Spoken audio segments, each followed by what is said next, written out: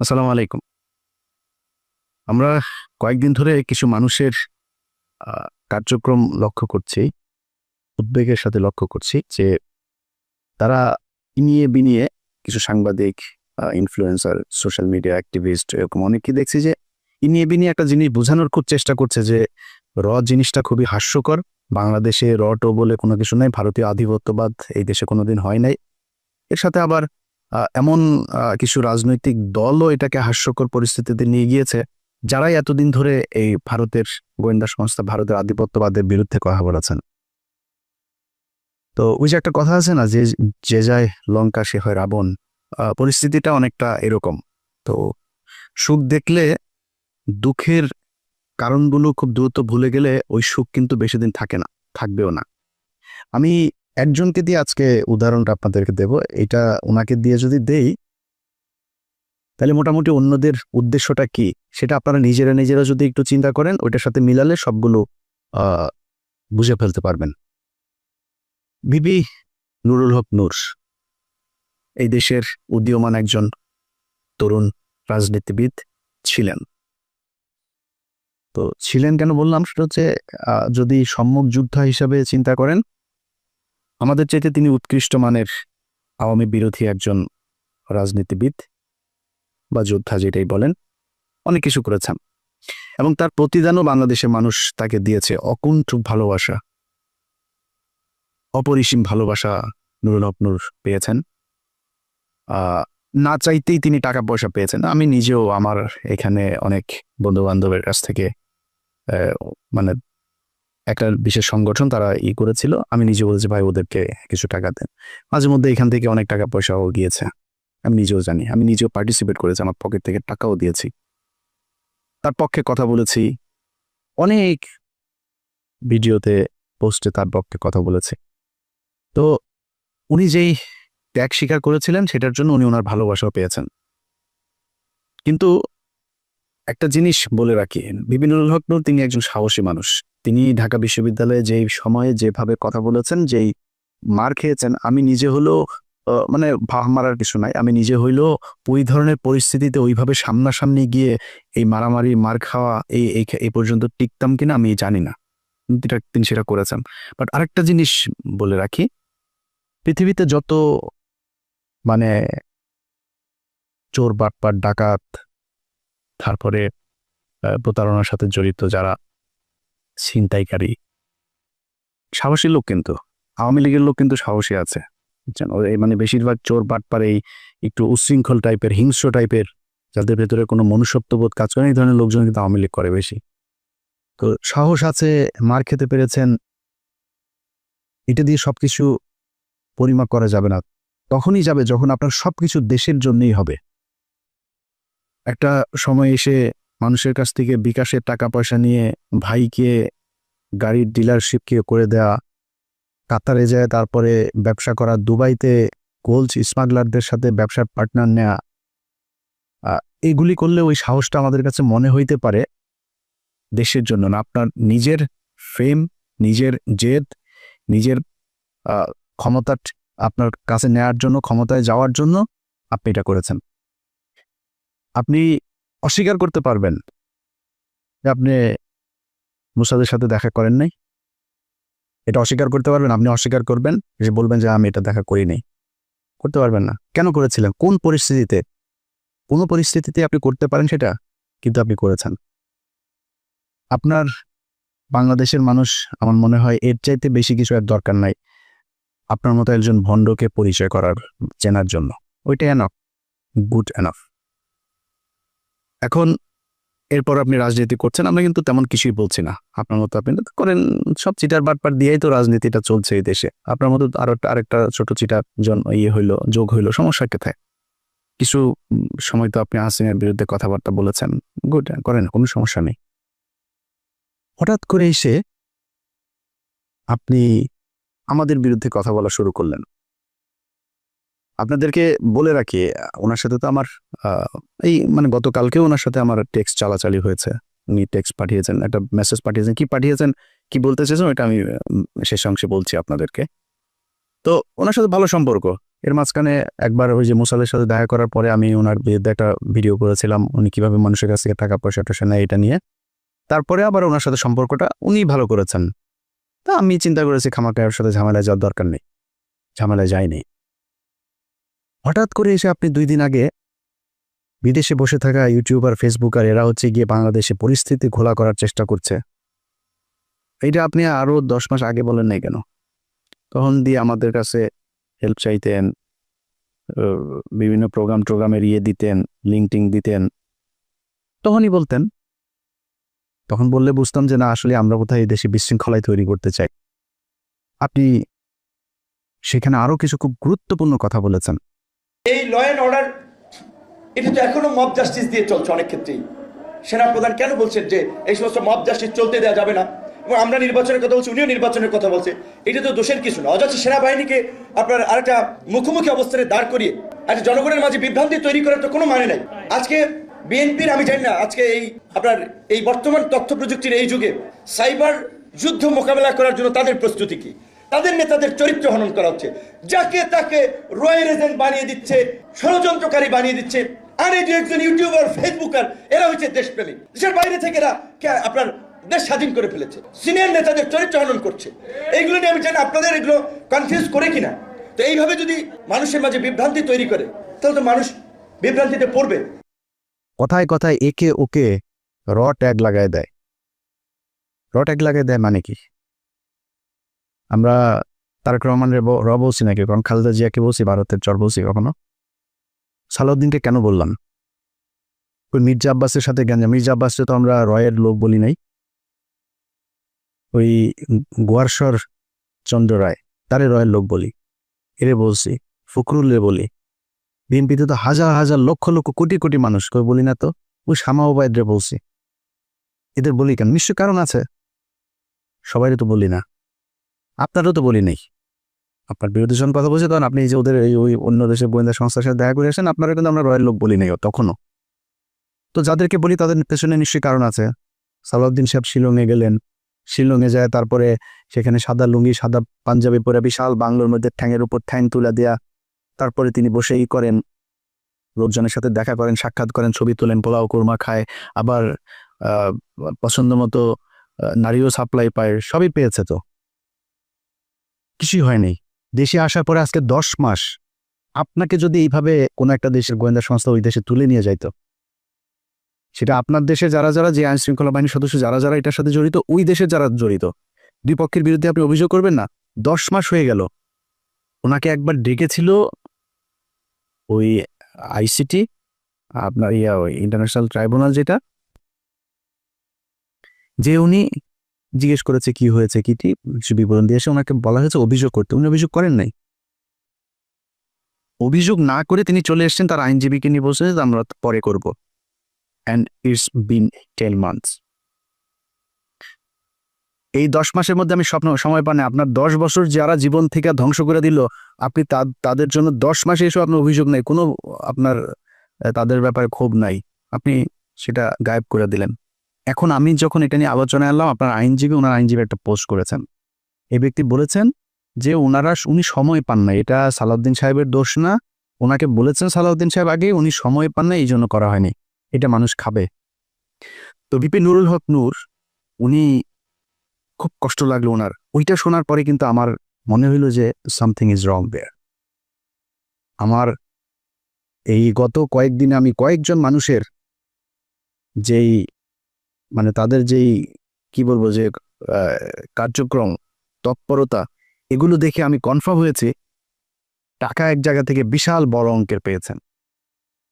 আমি দীপিনুরকে আগের বার যেভাবে ধুয়েছিলাম না, বিপিনুর আমার সাথে কথা বলার প্রশ্নই আসে না, সে এরকম ছেলেই না, যথেষ্ট ঘাটতার আসে।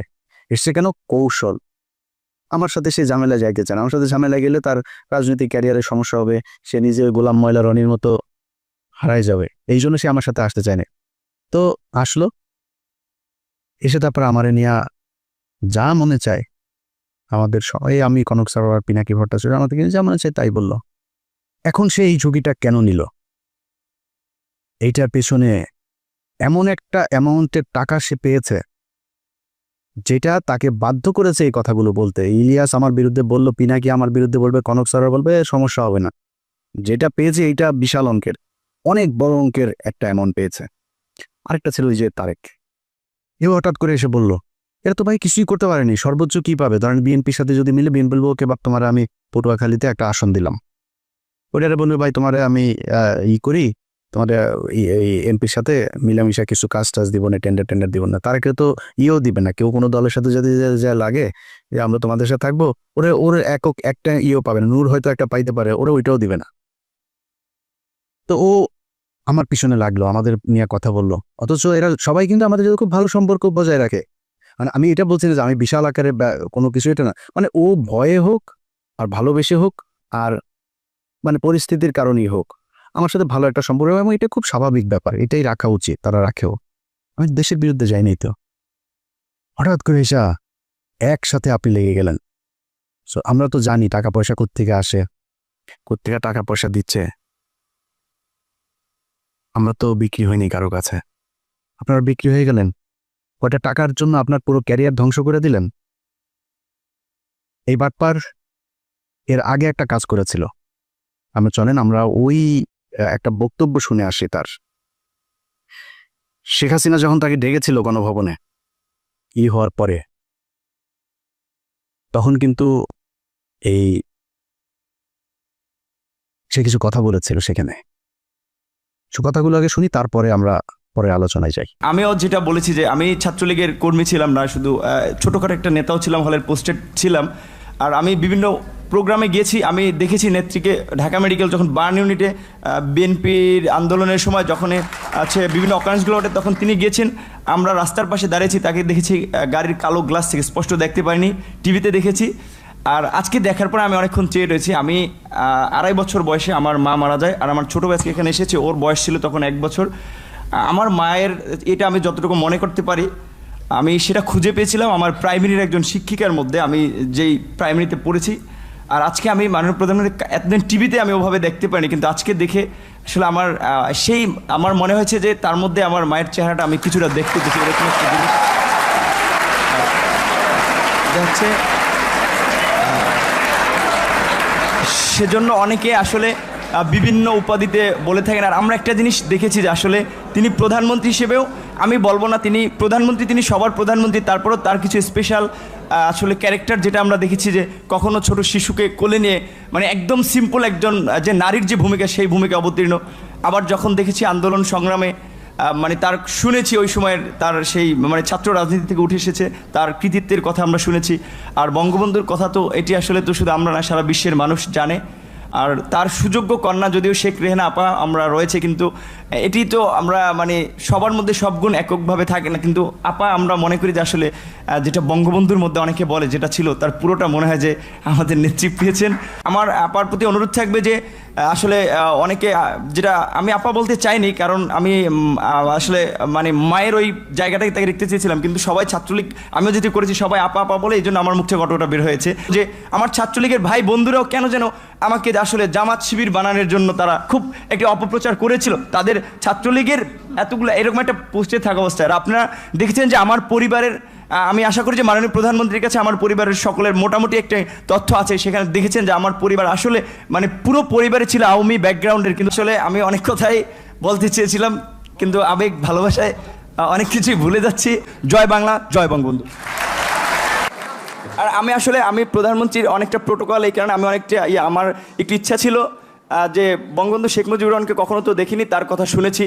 আর তার গান যেটি আমি ক্লাস 5-এ একটা গান খুব ভালো লেগেছিল, আমাদের স্কুলের মাঠে মুক্তিযোদ্ধা সংসদ সন্তান কমান্ডের আয়োজনে একটা প্রোগ্রাম ছিল, ওখানে এরকম একটা গান ছিল, যদি রাত পোহালে শোনা যেত বঙ্গবন্ধু মরেনি, তাহলে আমরা পেতাম জাতির পিতা বিশ্ব পেত মহান নেতা, এরকম একটি গান। আর বঙ্গবন্ধুর প্রেমে তো সবাই পড়েছে।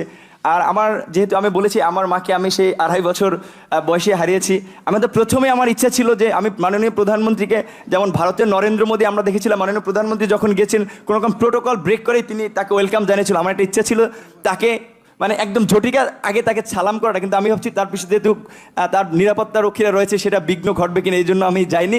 আমি একটু মাননীয় প্রধানমন্ত্রী আপনাকে একটু, যেহেতু আমার মা নাই, আমি বলেছি আমার সেই মাতৃত্বের ছায়াটা আমি দুজনের ব্যক্তির মধ্যে খুঁজে পেয়েছি, সেটা আমার শিক্ষিকা এবং হচ্ছে আপনি, আমি একটু আপনাকে সালাম করতে চাই।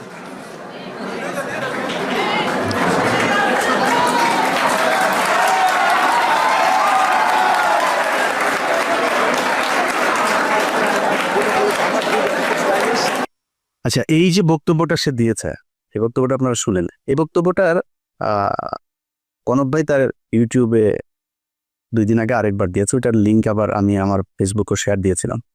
তো শেয়ার দেওয়ার সেটা আবার তার চোখে পড়েছে, পড়ার পরে সে সকাল থেকে কিন্তু আমি ভিডিও যখন রেকর্ড করছি, এটা হয়তো আপনারা কালকে দেখবেন, সে সকাল থেকে কনক ভাইকে অনেকবার ফোন দিয়েছে। আমি কনক ভাইয়ের সাথেই ছিলাম, অনেকবার ফোন দিয়েছে সে। ও আমরা অন্য আলাপে ছিলাম, ফোন টোন ধরা হয়নি কার। একটু পরে সে তার ফেসবুকে পোস্ট করেছে, এসব ইউটিউবাররা তার পিছনে আগেও লেগেছিল, সে পাত্তা দেয় নাই, এটা পোস্ট করেছে সে তার ফেসবুকে। তো সে আমাকে একটা লিঙ্ক পাঠিয়েছে, এর কিছুক্ষণ আগে আবার একটা লিঙ্ক পাঠিয়েছিল আমাকে, সে ব্যাখ্যা দিয়েছে।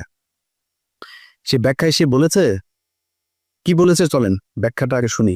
ওই যে শেখ হাসিনার ওইখানে গণভবনে গিয়ে যে বক্তব্য দিয়েছিল, সেটার ব্যাখ্যাতে তার জবাবটাতে আপনারা সন্তুষ্ট হন কিনা চলেন শোনা যাক। আমার কাছে ফোন আসলো তৎকালীন প্রধানমন্ত্রীর কার্যালয়ের থেকে, যে ডাকসুর সমস্ত প্যানেলকে তিনি চায়ের আমন্ত্রণ জানিয়েছে। যাওয়ার সিদ্ধান্ত নেওয়ার আগেই তখন আমার বাবাকে এই পটুয়াখালী থেকে ঢাকায় নিয়ে আসা হয়, এবং নিয়ে এসে তাকেও কিছুটা আসলে যে আতঙ্কিত করা হয়, আপনার ছেলে যদি না যায় আপনার ছেলেকে মেরে ফেলতে পারে। যে দেখেন, খালেদা জিয়ার মতো একজন বিশাল মাপের নেত্রী, তাকে জেলে নিয়েছে, বিএনপির নেতাকর্মীরা কি আন্দোলন করে তাকে বের করতে পেরেছে? সে যদি না যায়, এটার জন্য তার পরিণতি কিন্তু চরম আসলে খারাপ হতে পারে। তো এখন আমার মা নেই, তো আমার বাবা আসলে এক প্রকারে আমার বলা চলে যে খুব ক্ষমা চাওয়ার মতো, যে বাবা আমি তো তোদেরকে মানুষ করেছি, আমি তোদের কাছে কিছু চাই নাই, বলি নাই, তোরা বিশ্ববিদ্যালয়ে পড়স, আমি তোর একটা অনুরোধ করি যে যেহেতু প্রধানমন্ত্রীর পক্ষ থেকে দাওয়াত করা হয়েছে, গণভবনে যাও। উনি স্বাভাবিকভাবেই যে একজন মায়ের জাতি, তো ওনাকে তুমি সেভাবেই সম্মান করবা। আমার বাবাই আমাদেরকে তখন মায়ের আদর বাবার আদর দুটো দিয়ে বড় করেছে। তখন আসলে আমি খুব একটা দায়বদ্ধতার মধ্যে পড়ে যাই, যে আমার বাবার কথা বা বাবার একটা আকুতি, বা আমি নিজে যে ক্যারেক্টারের বলা চলে, সেটা আমার বাবার অনুরোধের কারণে।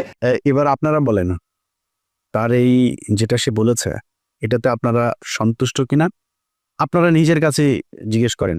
দেখেন, তাকে নাকি তার বাবাকে চাপ দিয়ে তারপরে তাকে সেখানে যেতে বাধ্য করেছে। বাবাকে আপনার কি মনে হয় ভিপি নূর যা যা করেছে সেটা যদি সাজানো নাটক না হয়? আমার তো মনে হয় প্রতিটা ঘটনাতেই তার বাবা মাকে চাপ দিয়েছে। আরে ভাই, আমার বোনের হাজব্যান্ডকে চাকরি থেকে বের করে দিয়েছে, আমার ভাইদেরকে একবার ওই জেলায় একবার ওই জেলায়, আমার ভাইরে কনস্টেবল আমার বাসার নিচে যায় আর দোতলা থেকে ডাক দেয়, এই নিচে নেমে আয়, আমার ভাইরে। আমি ওইটার নাম টাম কোনো কিছু জানি না, ওই কনস্টেবল আর সাব ইন্সপেক্টর ওরা আমি খুঁজতেছি যে কারা কারা গিয়েছিল ওই দিন, আমার ভাইরে ওরা টুকারি করে কথা বলে তারপরে নিচে নামতে বলছিল। আমি তো জানি যে প্রশাসন কি করে। আপনার আব্বারে ওই দিন প্রেশার দিল, আপনার হাতে পায়ে ধরলো আয়সা, আর আপনি তার পক্ষে। আপনার বলছিল যে বক্তব্যের শেষে জয় বাংলা বলবেন, জয় বাংলা বললেন কেন? না, আপনার এখানে অ্যাটেন্ড করতে বলেছে, আপনি ই করতেন।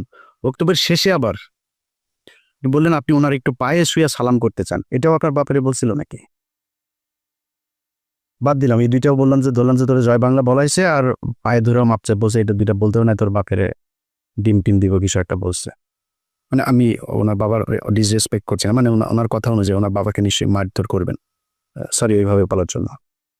তো ধরলাম এটা আপনার বাবাকে মানে রিমান্ডে নিবে, মারধর করবে এরকম বলেছে। আপনার বলছিল যে আপনার মায়ের মতো শেখ হাসিনা, দুইজন মানুষ, আপনি বড় হয়ে দেখেছেন আপনার মায়ের মতো শেখ হাসিনা, এরে পিপি নূর। শেখ হাসিনা কারোর মায়ের মতো হইতে পারে না, এই পুরো দুনিয়ার মধ্যে ওই ওয়ান পিস। শেখ হাসিনার এই পিস আর সারা পৃথিবীতে জীবনে কোনোদিন জন্ম হয় না এই ফেরাউনের মতো, এটাই এক পিস, এটাই এখন এই পিস সারা দুনিয়ায় নাই, সামনে আর আসবেও না। তোর মার মতো দেখতে কেমনে হলো, তুই কেমনে বুঝলি যে তোর? আবার বলে যে সে ছোটবেলায় মারা গিয়েছে, ছোটবেলায় মারা যায়, তোর মার এই বয়সে, ওর বয়স তো এখন 74 বছর বয়স, তুই এখন এসে কেমনে বুঝলি যে তোর মায়ের মতো? বললো এই যে নাটকগুলি, তো এগুলিতে আমরা বুঝি যে আপনি আগেও সেল হয়েছিলেন।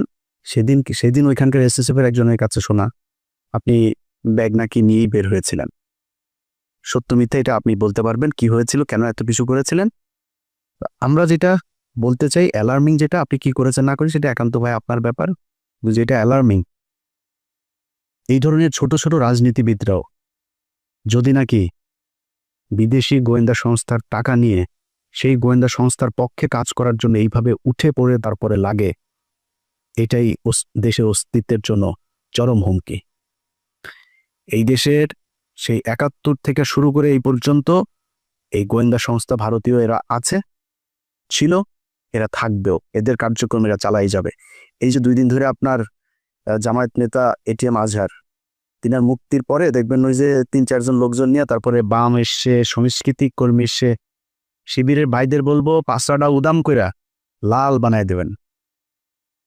যেটা নামে আসবে এই বিচার পৃথিবীর ইতিহাসের সবচাইতে নিকৃষ্টতম। এই ধরনের কোনো ঘটনা ছাড়া ঘটনা বানায় এইভাবে জলজ্জান্ত মানুষকে একটা গণতান্ত্রিক দেশে কোনো সরকার এইভাবে এই সভ্য সমাজে ফাঁসি দিতে পারে, এই নিকট অতীতে এই পর্যন্ত এই পৃথিবীতে এই ঘটনা ঘটে নাই, যেটা শেখ হাসিনা ঘটিয়ে গেছে। শুধুমাত্র রাজনৈতিক প্রতিদ্বন্দ্বিতার কারণে তাদেরকে হত্যা করা হয়েছে। আমি মনে করি এই জামায়াতের যে নেতাদেরকে হত্যা করা হয়েছে তাদের পরিবারের কাছে রাষ্ট্রীয়ভাবে ক্ষমা চাইতে হবে। এই বিচার কার্যের সাথে যারা ছিল তাদের সবার বিচার করতে হবে এবং ওই পরিবারকে যথাযথ ক্ষতিপূরণ দিতে হবে। এর বিরুদ্ধে যারা যারা কথা বলছে এখন, যারা এই মাঠ গরম করার চেষ্টা করছে, সব কয়টা রয়ের টাকা খায় তারপরে করছে। তারা টাকা দেয়, এই যে সচিবালয়ে দেখেন ভাই পাঁচার মধ্যে লাত্তিতে বার করে দেন সচিবালয়, চাকরি নেওয়ার জন্য পোলাপান বসে আছে। সচিব নাই তাও বানাইতে আপনার সময় লাগবে। আরে ভাই যেগুলি এখন আন্দোলন করছে আর এই আন্দোলন করছে তাদেরকেও যে আমি খুব বেশি দোষ দিব তা না। হঠাৎ করে এসে এই অধ্যাদেশ দেওয়ার কারণটা কি, এটা কেন দিলে, এটার পেছনে আমার মনে হয় দেখা উচিত। তো এই মাঠ যারা গরম করার চেষ্টা করে এখন কোনো কারণ ছাড়া, এদের ব্যাপারে আমি মনে করি এনসিপি, জামাত ইসলাম, ছাত্রদল সবারই মাঠে থাকা উচিত, খুব তীক্ষ্ণ নজর রাখা উচিত। যে বিষয়টা নিয়ে কথা বলেছি সেটা দিয়ে শেষ করি। ভাই আপনাদের টাকা পয়সার দরকার আছে আমি জানি। ভিপি নূর আপনি অনেক সম্মান পেয়েছেন এই দেশে, আমার মনে হয় ওইটা নিয়ে সন্তুষ্ট থাকলে অনেক বেশি ভালো হইতো। অনেক টাকার মালিক হইতে পারেন নাই, অনেক টাকার মালিক হওয়ার দরকারও নাই। আপনার এক সময় টাকা পয়সা ছিল না, আপনার টাকা পয়সা দিয়ে এই দেশের মানুষ চালায় নাই, তখন কিন্তু এই দেশের মানুষ আপনার বিকাশ নূর বলে নাই। বিকাশ নূর এখন কেন বলে? এটা বলার একমাত্র কারণ হচ্ছে আপনি বিকাশে মানুষের কাছ থেকে টাকা নিয়ে দেশের বিরুদ্ধে কাজ করেছেন। দেশের পক্ষে কথা বলতেন, ভাই আমি খুব গর্ববোধ করব আমার শেষ বয়সে যদি নাকি ধরেন আল্লাহ মাফ করুক এমন কোনো সমস্যা হয়, আমার মানুষ সাহায্য তুইলা তারপরে আমার সেই সমস্যার সমাধান করতে হয়, আমার চাই একটু কষ্ট থাকবে না। আমি এইখানে বিশাল রাজকীয় জীবনযাপন করি না। এই যে কথা বলছি না, এই ছোট্ট একটা ঘরের মধ্যে ওই যে পেছনে দরজা, খুব সমস্যা হয় মাঝে মধ্যে, ওই রুম থেকে বের হইতে পারেন আমি ভিডিও তৈরি করার সময়, একদম আক্ষেপ নাই। ছোট বাসায় আছি, আলিশান জীবনযাপন করি না, সমস্যা নেই। তো ধরেন এই চেয়ে একটু ভালো বাসায় থাকতে পারতাম। আল্লাহর রহমতে যা খাইতে চাই খাইতে পারি, আল্লাহ সেই সুযোগ দিয়েছে। ভাই একটা পানি গেলার শক্তি নেই, বহুত হাসপাতালে যেয়ে খোঁজ নেন, বহু মানুষ পানিটা গিলতে পারে না, স্যালাইন দিয়ে তারপরে পেটের ভেতরে খাবার দেয়। আচ্ছা না, আল্লাহ খাওয়ায় তাই আপনি খাইতে পারেন। বিলিয়ন বিলিয়ন ডলারের মালিক, ডাক্তার বলে দিয়েছে খাইতে পারবা না, এই খাইতে পারবা না, পারে না। সব দিনে 2 বেলা খাইতে হবে, এতটুকু সবজি খাবা, এতটুকু রুটি খাবা, খাওয়া শেষ, আর কিছু খাইতে পারবা না। কয় টাকা লাগবে আপনার খাবার খাইতে? যা চাই তাই খাইতে পারি আল্লাহর রহমতে, আলহামদুলিল্লাহ। আর কি লাগবে? হয়তো সর্বোচ্চ ধরেন একটা বাড়ি দরকার, একটা গাড়ির প্রতি আমার একটা ফ্যাসিনেশন আছে, সর্বোচ্চ চেষ্টা করব যদি জীবনে সুযোগ পাই এটা গাড়ি কিনবো ভালো দেখা। আর কি লাগবে? সচ্ছল চলাফেরা খাইতে পারলে হলো। আল্লাহ যেন মানে এমন কোনো পরিস্থিতি তৈরি না করেন নিজের দৈনন্দিন প্রয়োজন মেটানোর মতো টাকার জন্য যেন কারো কাছে যাইতে না হয়। শুধু এই পরিস্থিতিটা না আসলেই হবে। আপনারা চাইলে এটা করতে পারতেন। অনুরোধ, যেই সাপ নিয়ে আপনারা খেলছেন মাঝে মধ্যে খুব হাস্যকর মনে হয়, আপনাদের ওইখানের কিছু কলার টলার নিয়ে আপনাদের কাছে এটা হাসির খোরাক মনে হয়, মানে নিয়া এটা নিয়া দেশের বিরুদ্ধে যায় না, কিছু টাকা পয়সার জন্য না এইভাবে দেশের সাথে বিটে করেন। এই গত 15 বছর এই দেশ রয়ের কারণে এইভাবে পরাধীন হয়েছিল, আমরা এটা ভুলে যাইনি। মুক্তিযোদ্ধা মারাইতে আসছেন, দেশের প্রতি প্রেম মারাইতে আসছেন, এখন দেশপ্রেম মারান, 71-এর রাজাকার টিয়ে দিয়া তারপরে এটিএম আজহারের বিরুদ্ধে ক্যাম্পেইন করেন।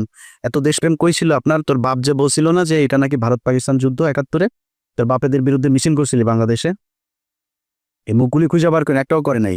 এখন মাঠ গরম করতে চায়, আওয়ামী লীগের নামে তো আসতে পারে না, এই মুক্তিযোদ্ধা বালছাল এগুলির নাম দিয়া মাঠে এসা কি পাবেন না, কে জানি দিয়া একদম পাশার চামড়া ওই গোপালগঞ্জাদের মতো লাল করে ফেলবে। আল্লাহ হাফেজ।